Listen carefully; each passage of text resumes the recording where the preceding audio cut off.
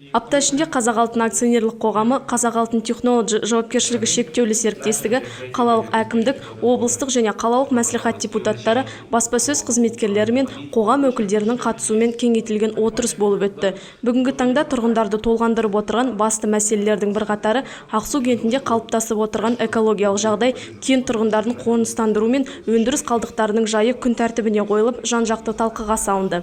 Исследование подземных вод, воздуха, почвы, отвалов, скрышных пород в районе карьера Котенты в руднике Аксу. Біз Ақсу кеніші маңындағы топырақты, жер асты суларын және ауаны толығымен тексерістен өткіздік.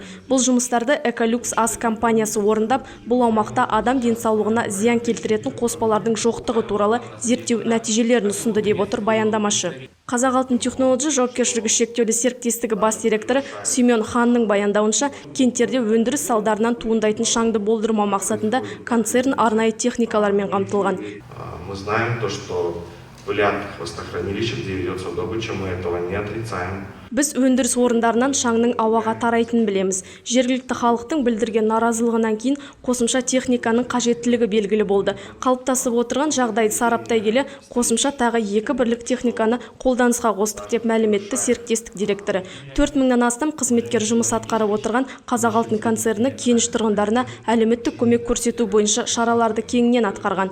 Айта кетерлігі, концерн жер қойнауын пайдалануға арналған келісімшарттарға сәйкес 2019 жылы өңірдің әлеуметтік экономикалық дамуына және оның инфрақұрылымын дамытуға 180 миллион теңгеге жуық қаражат бағыттаған. Арнайы жиын барысында жергілікті бұқаралық ақпарат құралдары және қоғам өкілдері толғандырған сауалдарын жолдады. Сұрақтар жауапты жүйелермен талқыланып, назарға алынды.